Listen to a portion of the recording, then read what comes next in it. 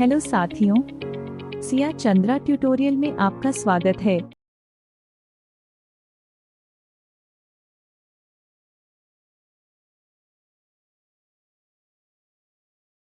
हिंद साथियों, मैं संजीव गुप्ता सिया चंद्रा ट्यूटोरियल के यूट्यूब चैनल परिवार में आपका बहुत बहुत स्वागत करता हूं। आज हम प्रैक्टिस सेशन में पहला प्रैक्टिस सेशन लेके आए हैं सीटेट दिसंबर 2022 में जो एग्ज़ाम होने वाला है सीटेट का, उसका जो है बाल विकास एवं शिक्षा शास्त्र के महत्वपूर्ण 30 क्वेश्चन आप सबके बीच में लेके आया हूं। तो आज हम लगाएंगे और आप क्वेश्चन सॉल्व करिएगा और बताइएगा कि आप लास्ट में कमेंट करके हमको बताइएगा कि आपके कुल कितने क्वेश्चन सही हुए हैं, ठीक है। और इस क्वेश्चन का पीडीएफ मैं आपको अपने टेलीग्राम चैनल पे दे दूंगा। टेलीग्राम का जो लिंक है मैं आपको डिस्क्रिप्शन में दे दूंगा, उसका आंसर भी दे दूंगा। आप जो है पीडीएफ देख के क्वेश्चन को अच्छे से देख सकते हैं। फिलहाल आप क्वेश्चन सॉल्व करिएगा और जो जितना आपके क्वेश्चन सही हों उसको ज़रूर हमको कमेंट बॉक्स में जो है बताइएगा, ठीक है। चलिए देखते हैं पहला क्वेश्चन, देखते हैं क्या कर रहा है इसमें। तो ये दिसंबर 2022 में होने वाला एग्ज़ाम है। तो पहला क्वेश्चन चलते हैं, देखते हैं। पहला क्वेश्चन इसमें ये कह रहा है कि लेव वाइगोत्स्की ने समाज संरचना सिद्धांत में दृढ़ विश्वास रखने वाले शिक्षक के नाते आप अपने बच्चों के आकलन के लिए निम्नलिखित में किस विधि को वरीयता देंगे। तो इसमें ऑप्शन दिया गया है इसमें सहयोगी प्रोजेक्ट दिया गया है, दूसरा दिया गया है मानकीकृत परीक्षण दिया गया है, और तीसरा दिया गया है जो है आपका तथ्यों पर आधारित प्रत्यास्मरण के प्रश्न दिया गया है, और चौथा दिया गया है वस्तुपरक बहुविकल्पी प्रकार के प्रश्न, ठीक है। तो इसमें जो ऑप्शन सही होगा आपका राइट आंसर होगा आंसर नंबर ए, जिसमें सहयोगी प्रोजेक्ट जो है ऑप्शन सही होगा, ठीक है। चलते हैं क्वेश्चन नंबर सेकंड देखते हैं।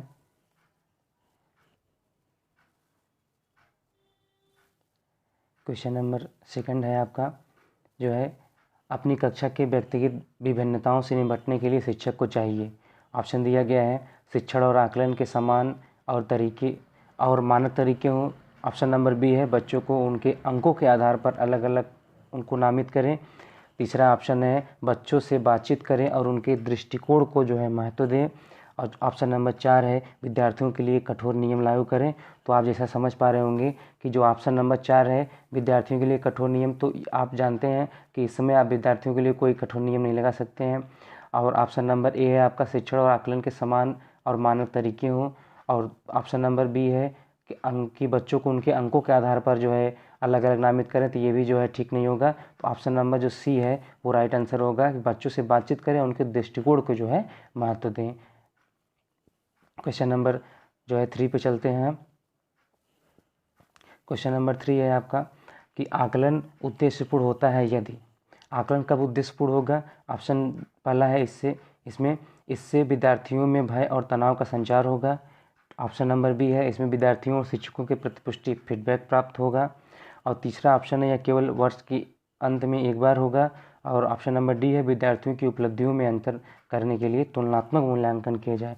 तो इसका जो राइट आंसर होगा जो है वो होगा कि ऑप्शन नंबर बी, इससे विद्यार्थियों और शिक्षकों को प्रतिपुष्टि फीडबैक जो है प्राप्त हो। तो ये फीडबैक जो होता है ये एक पॉजिटिव वर्ड्स हैं, ये की वर्ड्स हैं। आप ये समझ लीजिए कहीं भी ऑप्शन में मिलेगा तो आपके लिए ये जो है समझ लीजिए कि ये आंसर जो है इसका यही होगा, ठीक है। तो अब देखते हैं क्वेश्चन नंबर 4। क्वेश्चन नंबर 4 है आपका कह रहा है कि राष्ट्रीय पाठ्यचर्या की रूपरेखा एनसीएफ 2005 के अनुसार शिक्षक की भूमिका क्या होती है। तो ऑप्शन ए है सत्तावादी, ऑप्शन ये है इसमें सत्तावादी, ऑप्शन नंबर बी है अधिकायनकीय, ऑप्शन नंबर सी है अनुमतिपरक, और ऑप्शन नंबर डी है सुविधादाता। तो इसका जो राइट आंसर होगा वो जो होगा सुविधादाता होगा कि एनसीएफ जो 2005 के अकॉर्डिंग जो एक अध्यापक होना चाहिए सुविधादाता होना चाहिए, सुगमदाता होना चाहिए, बच्चों को जो है मोटिवेट करने वाला होना चाहिए, उसको सहायता करने वाला होना चाहिए। चलिए अगला क्वेश्चन देखते हैं हम।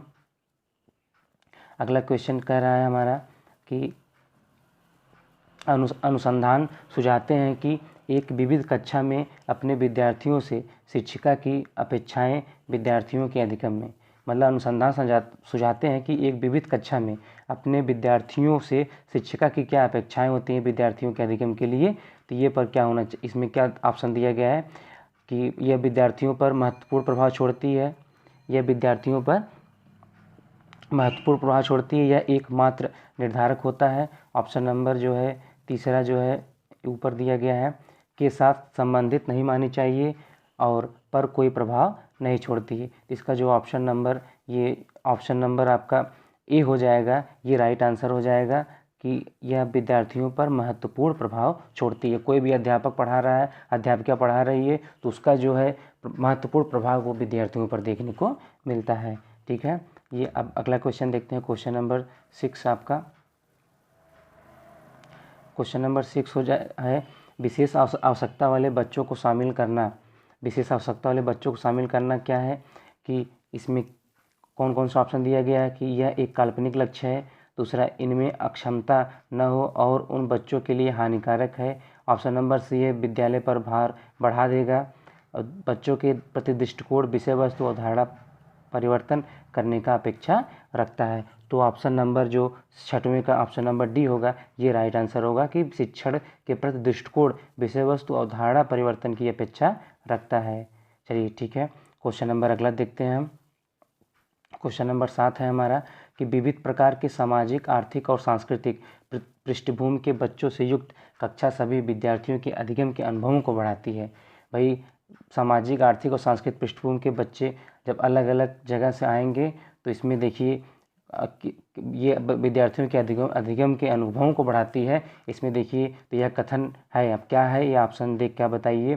पहला ऑप्शन दे रहा है इसमें कि यह ऑप्शन गलत है क्योंकि यह बच्चों को दुविधा उत्पन्न कर सकता है और स्वयं को अलग थलग महसूस करेंगे। भाई जब एक साथ बच्चे पढ़ेंगे तो वो अपने सामाजिक, आर्थिक सारी चीज़ों को देखेंगे तो उसमें जो है किसी प्रकार का बच्चों को अलग थलग महसूस नहीं होगा। ये ऑप्शन जो है क्या है, गलत दिया गया है।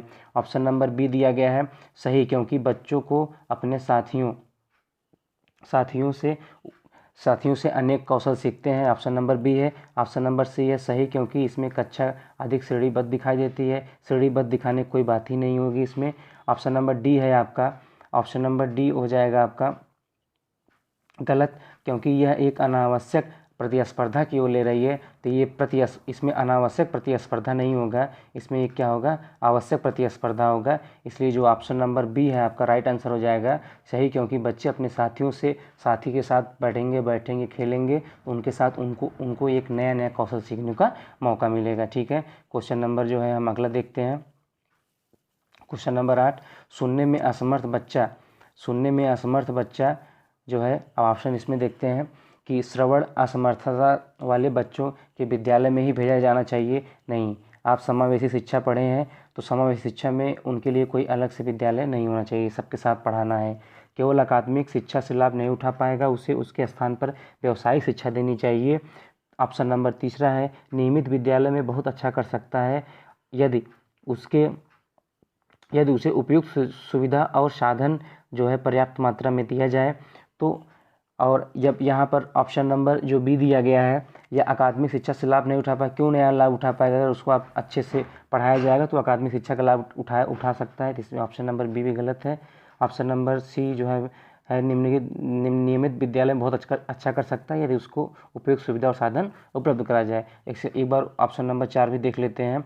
ऑप्शन नंबर 4 दिया गया है कि नियमित विद्यालय में वह अपने सहपाठियों के समान कभी प्रदर्शन नहीं कर पाएगा। तो इसमें तो ऑप्शन नंबर जो है ऑप्शन नंबर सी आपका होगा, लेकिन हमने ये चौथा ऑप्शन इसलिए पढ़ा कि कभी भी आप क्वेश्चन सॉल्व करेंगे तो वहाँ पर उसमें चारों आप ऑप्शन को पढ़ेंगे, उसके बाद जो है आप जो है सही जो राइट आंसर होगा उसको आप सही करेंगे। ठीक है, तो इसमें ऑप्शन नंबर सी जो है आपका राइट आंसर हो जाएगा कि नियमित विद्यालय में बहुत अच्छा कर सकता है यदि उसके लिए सुविधा और साधन ऐसा उपलब्ध कराया जाए ताकि वो चीज़ों में अच्छा कर सके। चलिए अगला क्वेश्चन देखते हैं हम। क्वेश्चन नंबर 9, निम्नलिखित में से कौन सी विशेषता प्रतिभावान शिक्षार्थी की है। चलिए कौन सी विशेषता है, चलिए देख लेते हैं। ऑप्शन इसका, वह आक्रामक और कुंठित हो जाता है, ये तो बिल्कुल गलत है। ऑप्शन नंबर जो है बी देखते हैं, यदि कक्षा की गतिविधियाँ अनेक चुनौतीपूर्ण नहीं होती हैं तो वह कम प्रेरित होता है, अनुभव करता है और ऊब जाता है। ये आपका आंसर सही लग रहा है। फिर भी आंसर को हम पढ़ लेते हैं, क्योंकि कभी भी जो बहुत प्रतिभावान बच्चे होते हैं, अगर उनके मन मुताबिक चीज़ों को नहीं पढ़ाया जाता है या फिर उनको चीज़ों को पहले से ही आता रहता है तो अपने आप को बहुत बोरिंग महसूस करते हैं और ऊब जाते हैं। ऑप्शन नंबर सी है, वह बहुत तुनक मिजाज होता है, ये तो गलत है। और ऑप्शन नंबर डी है, वह रस्सी व्यवहार करता है, जैसे थपथपाना, डोलना, ये भी ऑप्शन गलत है। तो राइट आंसर आपका जो है ऑप्शन नंबर बी हो जाएगा। चलिए क्वेश्चन नंबर जो है अगला देखते हैं, 10 देखते हैं।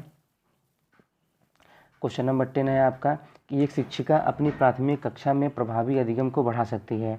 चलिए ऑप्शन देख लेते हैं इसमें कि अधिगम में छोटी छोटी उपलब्धियों के लिए पुरस्कार देकर, अधिगम में छोटा छोटा सा बच्चों को पुरस्कार देकर क्या वो अपनी अधिगम को प्रभावी बना सकती है? नहीं बना सकती, ये ऑप्शन गलत है। ड्रिल और अभ्यास के द्वारा हाँ ये चीज़ें जो है कुछ समझ आती हैं, लेकिन इसको छोड़ देते हैं, आगे ऑप्शन देखते हैं। पहले अपने विद्यार्थियों में प्रतियोगिता को प्रोत्साहन दे करके, ये भी कुछ हद तक ठीक लग रहा है, लेकिन ऑप्शन पूरा पहले चारों पढ़ेंगे तब डिसाइड करेंगे। विषय वस्तु को विद्यार्थियों के जीवन से संबंधित करके, देखिए ये ऑप्शन जो है आपका सही हो जाएगा कि जो विषय वस्तु होगा उसमें विद्यार्थियों के जीवन से संबंधित करेंगे, तब बच्चों को समझाएंगे, तब उनका जो अधिगम होगा वो प्रभावशाली होगा। ठीक है, इसमें ऑप्शन नंबर डी जो है 10वें का ऑप्शन नंबर डी होगा, सही होगा। ऑप्शन 11 क्वेश्चन में देखते हैं, क्वेश्चन नंबर 11, बच्चों के बारे में निम्नलिखित कथनों में से कौन सा सही है? पहला देखते हैं, इसमें कूट वाले क्वेश्चन है। बच्चे जानकारी के निष्क्रिय प्राप्त करता है, ये तो बिल्कुल गलत है भाई, निष्क्रिय नहीं सक्रिय कार्यकर्ता माने जाते हैं आपके। क्वेश्चन नंबर बी ऑप्शन दिया गया है इसमें कि बच्चे समस्या समाधान करता है, ये भी सही है। बच्चे वैज्ञानिक शोध करता है, ये भी जो है आपका क्या है, सही है, बी भी सही है। सी देख लेते हैं, डी वाला देख लेते हैं, बच्चे पर्यावरण के सक्रिय अन्वेषक हैं, ये भी सही है। तो इसमें जो ऑप्शन नंबर बी होगा, बी सी डी तीनों ऑप्शन जो है आपके सही हैं, और पहला वाला ऑप्शन जो है आपका गलत दिया गया है। क्वेश्चन नंबर 11 का जो है option number B correct answer होगा। ठीक है, चलिए अगला क्वेश्चन देख लेते हैं। क्वेश्चन नंबर 12 देख लेते हैं। विद्यार्थियों में प्रत्यात्मक विकास को प्रोत्साहन देने के लिए निम्नलिखित में कौन सी विधि सबसे प्रभावशाली है? तो इसके पहले ऑप्शन बहुत ध्यान से पढ़ते हैं, थोड़ा सा लंबी क्वेश्चन है ये।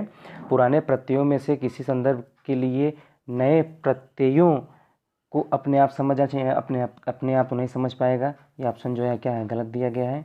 ऑप्शन नंबर बी है, याद करने के लिए कहकर विद्यार्थियों के गलत विचारों को सही, याद करके आप कैसे किसी विद्यार्थी के गलत विचारों को सही कर सकते हैं, ये भी ऑप्शन जो है क्या है, गलत दिया गया है।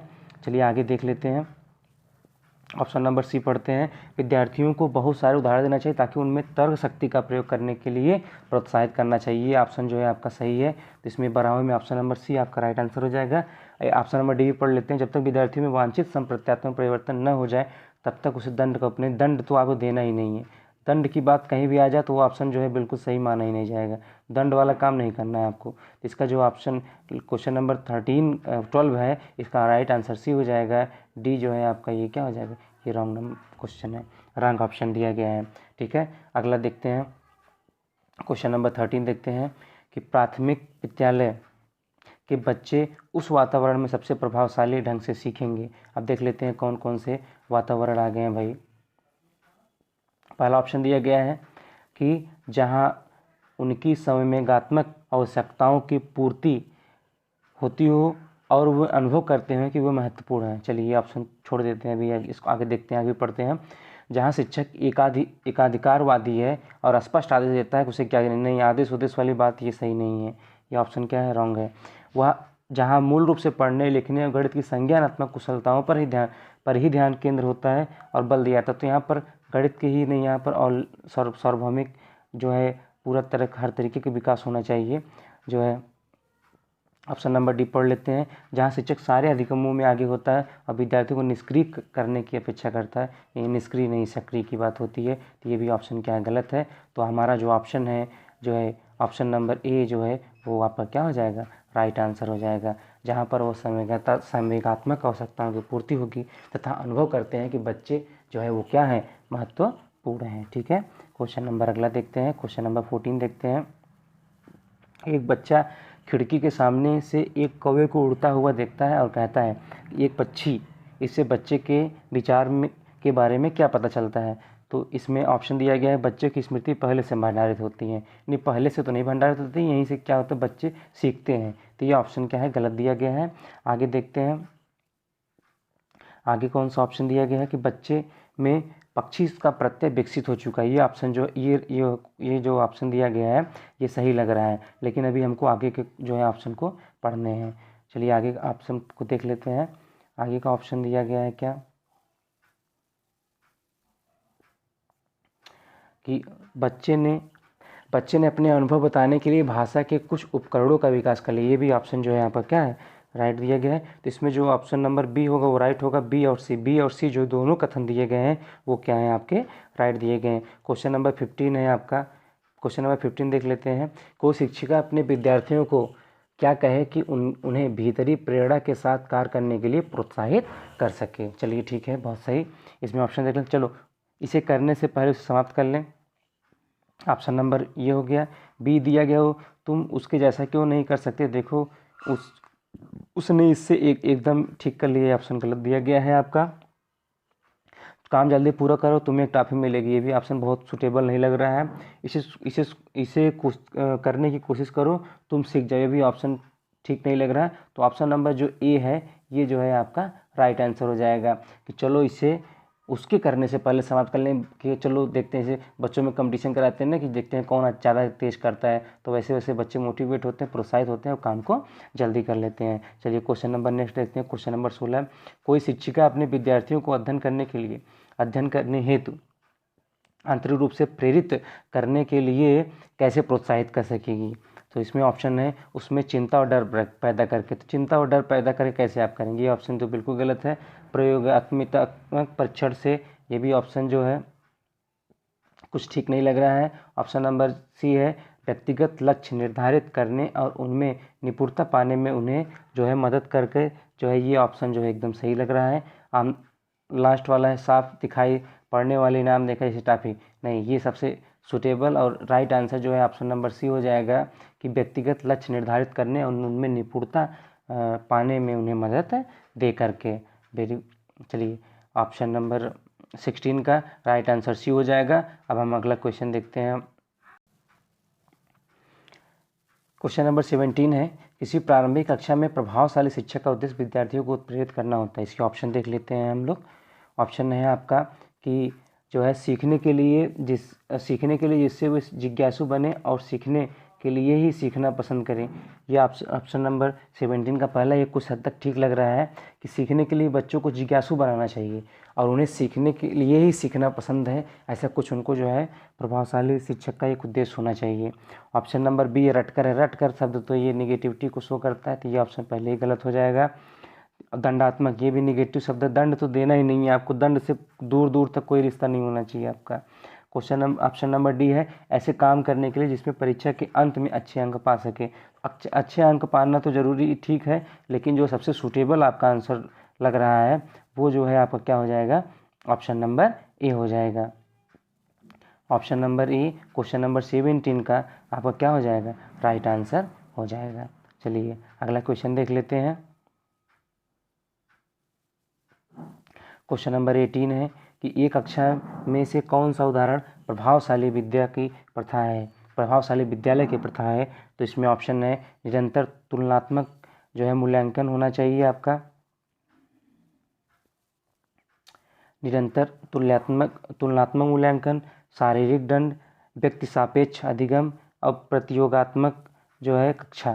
तो इसमें जो है ऑप्शन नंबर जो है आपका सी हो जाएगा, व्यक्ति सापेक्ष अधिगम। ये आपका राइट आंसर हो जाएगा कि जो भी अधिगम कराइए वो एकदम समक्ष जो है बच्चों के सापेक्ष होकर कराइए, उनके फायदे के लिए होना चाहिए, उनका उससे सामाजिक और मानसिक और नैतिक विकास उसमें हो सके। क्वेश्चन नंबर 19 है आपका। अगला क्वेश्चन 19 है विकास का सिर पदाभिमुख दिशा सिद्धांत व्याख्या करता है कि विकास इस प्रकार आगे बढ़ता है। इसमें ऑप्शन दिया गया है आपका सामान्य से विशिष्ट कार्यों की ओर, भिन्न से एकीकृत कार्यों की ओर, तीसरा दिया गया सिर से पैर की ओर और ग्रामीण से शहरी क्षेत्र की। ऑप्शन नंबर सी इसका ऑप्शन राइट हो जाएगा। या जानते भी होंगे आप लोग, पढ़े भी होंगे, प्रैक्टिस भी किए होंगे कि सिर से पैर की ओर जो होता है वो आपका सिर पदाभिमुख जो है दिशा सिद्धांत कहलाता है। ठीक है, तो इसका राइट आंसर क्या हो जाएगा, सी हो जाएगा।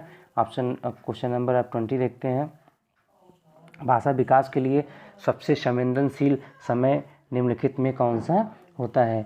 तो आप ये भी तो बहुत ही आसानी से, ये बहुत आसान जो है क्वेश्चन हो गया है कि जन्म से पूर्व, ये तो बिल्कुल गलत है। मध्य बचपन का समय, ये भी गलत दिया गया है। वयस्कावस्था में, ये भी गलत दिया गया है। प्रारंभिक बचपन का समय जो होता है वही भाषा विकास का सबसे संवेदनशील समय होता है। बच्चों को आप जैसा सिखाएंगे वैसा सीखेंगे। चलिए क्वेश्चन नंबर जो है 21 देखते हैं कि एक 6 वर्ष की लड़की खेल कूद में असाधारण योग्यता का प्रदर्शन करती है। उसके माता पिता दोनों ही खिलाड़ी हैं। उसे नृत्य प्रशिक्षण प्राप्त करने भेजते हैं और सप्ताहांत में उसे प्रशिक्षण देते हैं। बहुत संभव है कि उसकी क्षमताएं निम्नलिखित दोनों के भीतर परस्पर प्रतिक्रिया का प्रमाण होगा, परिणाम होगा। ठीक है, तो इसका ऑप्शन दिया गया है आनुवंशिकता और पर्यावरण। ये चीज़ें तो काफ़ी हद तक जो है ठीक लग रही हैं आपकी। और ऑप्शन नंबर अगला भी देख लेते हैं। पहला ऑप्शन है आनुवंशिकता, पर्यावरण जैसा वृद्धि और विकास जैसा कोई संबंध ही नहीं है। स्वास्थ्य और प्रशिक्षण, ये भी कोई संबंध नहीं है। अनुशासन और पौष्टिकता, ये भी कोई संबंध नहीं है। तो ऑप्शन नंबर ए जो है आपका राइट आंसर हो जाएगा कि उस लड़की और जो, क्योंकि वो पहले से ही खिलाड़ी हैं, अब लड़की भी खेल में अच्छा परफॉर्मेंस दे रही है, तो कुछ तो इन्वायरमेंट से वो सीख रही है बच्ची, और कुछ जो है उनके जीन में आया है, आनुवंशिकता से वो बच्ची सीखी है। ऑप्शन नंबर जो है ए आपका राइट आंसर हो जाएगा। क्वेश्चन नंबर 22 देखते हैं जो है, इसमें क्या कह रहा है कि निम्नलिखित में कौन से सामाजिकरण के गौड़वाहक हो सकते हैं? तो गौड़वाहक, सामाजिकरण के जो गौड़वाहक होंगे वो जो है आप समझ लीजिए विद्यालय और पास पड़ोस होंगे। ये आपके सबसे क्या होंगे? गौड़वाहक होंगे। ये ऑप्शन नंबर 22 का बी जो है आपका राइट आंसर होगा जो है। क्वेश्चन नंबर अगला देखते हैं। क्वेश्चन नंबर 23 है, ले वाइगोत्स्की के अनुसार संज्ञानात्मक विकास का मूल कारण जो है क्या होगा? तो क्वेश्चन नंबर 23 का ऑप्शन पढ़िए और आप लोग उसका आंसर करिए कि क्वेश्चन नंबर 23 का क्या आंसर होगा। इसमें जो है आपका पहला ऑप्शन दिया संतुलन, दूसरा दिया है सामाजिक अन्योन्य क्रिया, मानसिक प्रारूपों का समायोजन, चौथा ऑप्शन दिया गया है उद्दीपक अनुक्रिया युग्मन। तो इसमें जो है सामाजिक जो अन्योन्य क्रिया होगा ये आपका राइट आंसर हो जाएगा, क्योंकि ले वाइगोत्स्की सामाजिक विकास, बच्चों में सामाजिक विकास की बात करते हैं, इसलिए सामाजिक अन्योन्य क्रिया जो है आपका क्या हो जाएगा? राइट आंसर हो जाएगा। चलिए ऑप्शन अगला क्वेश्चन देखते हैं। क्वेश्चन नंबर 24 है कि किसी बच्चे का दिया गया विशिष्ट उत्तर कोहलबर्ग के नैतिक तर्कों के सोपानों की विषय वस्तु किस सोपान के अंतर्गत आएगा? आप पढ़ लेते हैं, उसके बाद उसका आंसर देते हैं। यदि आप ईमानदार हैं तो आपके माता पिता आप पर गर्व करेंगे, इसलिए आपको ईमानदार रहना चाहिए। तो इसमें ऑप्शन कौन कौन से दिया गया है? दंड, आज्ञाकारिता अनुकूलन, सामाजिक संकुचन अनुकूलन, अच्छी लड़का लड़की अनुकूलन, कानून और व्यवस्था अनुकूलन। तो ये ऑप्शन नंबर सी जो होगा ये अच्छी लड़की अच्छा लड़का का जो अनुकूलन होगा ये उसका क्या हो जाएगा? राइट आंसर हो जाएगा। चलिए ठीक है, अगला क्वेश्चन देख लेते हैं हम। आप देखते हैं निम्नलिखित में से क्या आवश्यक है। तो इसमें पहला ऑप्शन दिया है शिक्षार्थियों के लिए पर्यावरण की सक्रिय खोजबीन, वयस्कों के व्यवहार का अवलोकन, तीसरा है ईश्वरीय न्याय पर विश्वास, और चौथा है शिक्षकों और माता पिता का द्वारा पुनर्बलन। तो इसमें जो है ऑप्शन नंबर ए होगा वो राइट आंसर हो जाएगा। शिक्षार्थी के द्वारा पर्यावरण की सक्रिय खोजबीन जो है वो सबसे आवश्यक है। चलिए अगला क्वेश्चन देखते हैं।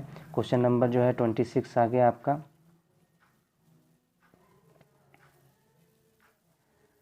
जीन पियाजे के अनुसार प्रारूप निर्माण वर्तमान योजनाओं के अनुरूप बनाने हेतु नवीन जानकारी में संशोधन और नवीन जानकारी के आधार पर पुरानी योजनाओं में संशोधन के परिणाम के रूप में घटित होता है। यह दो प्रक्रियाओं को जाना जाता है। चलिए ऑप्शन जो है पढ़ लेते हैं। इसका क्या ऑप्शन दिया गया है, इसको थोड़ा छोटा कर दें ताकि आप लोग क्वेश्चन फिर से रिपीट करके देख सकें। चलिए अब देख पा रहे होंगे आप लोग जो है। तो इसका ऑप्शन दिया गया है समायोजन और अनुकूलन के रूप में,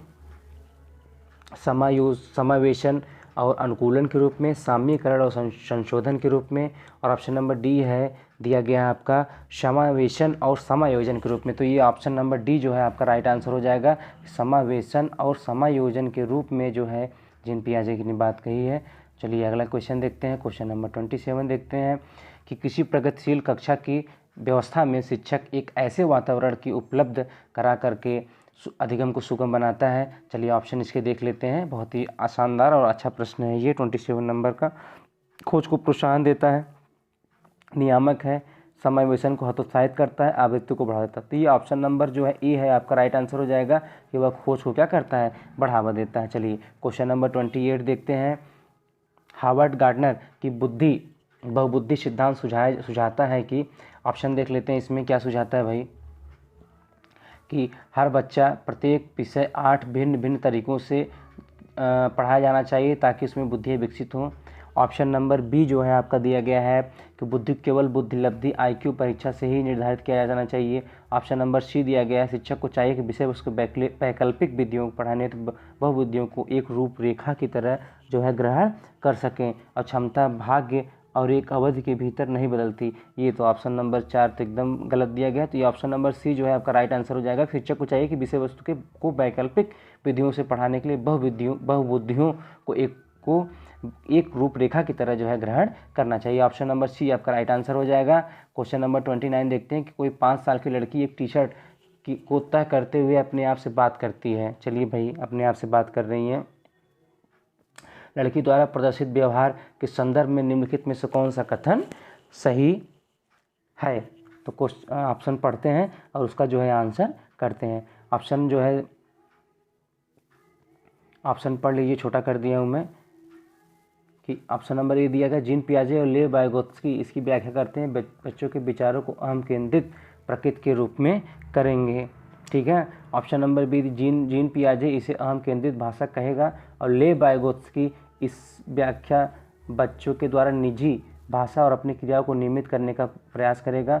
ऑप्शन नंबर जो है आप सी देख लेते हैं ज़रा इसमें, तो जीन पियाजे इसकी व्याख्या सामाजिक अन्योन्य क्रिया के रूप में करेगा और ले वाइगोत्स्की इससे खोजबीन करेगा। नहीं, ये ऑप्शन जो है आपको कुछ सही नहीं लग रहा है। ऑप्शन नंबर सी नहीं होगा। जीन पियाजे और ले वाइगोत्स्की इसकी व्याख्या बच्चे द्वारा अपनी माँ के अनुकरण रूप में करें, ये भी नहीं सही होगा। ऑप्शन नंबर जो बी होगा आपका राइट आंसर हो जाएगा कि जीन पियाजे इसे अहम केंद्रित की भाषा कहेगा, मतलब खुद को केंद्रित करते हुए अपना जो है कुछ न कुछ बच्चे बड़बड़ाते रहते हैं। और ले वाइगोत्स्की इसे व्याख्या बच्चे के द्वारा निजी भाषा से अपनी क्रियाओं को नियमित करने का प्रयास के रूप में करेंगे। ऑप्शन नंबर बी आपका क्या हो जाएगा, राइट हो जाएगा।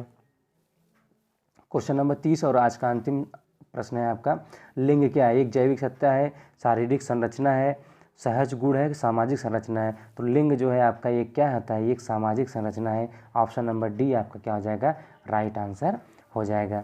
सो गाइस आई होप कि आपको इस चीज़ें समझ में आई होंगी, अच्छी लगी होंगी। और इस क्वेश्चन का जो है PDF मैं आपको आपके टेलीग्राम चैनल पर दे दूंगा। आपको अपने टेलीग्राम चैनल का लिंक जो है मैं आपको डिस्क्रिप्शन में दे दूंगा, वहाँ से आप इजीली इसको डाउनलोड कर लेंगे। क्वेश्चन को सॉल्व करिएगा, ये क्वेश्चन बहुत ही इंपॉर्टेंट है आपके लिए। और क्वेश्चन को पढ़िए, एनालिसिस करिए और कमेंट जरूर करके बताइए आपको सेशन कैसा लगा। सो आज के लिए बस इतना ही। आपका दिन शुभ हो। धन्यवाद।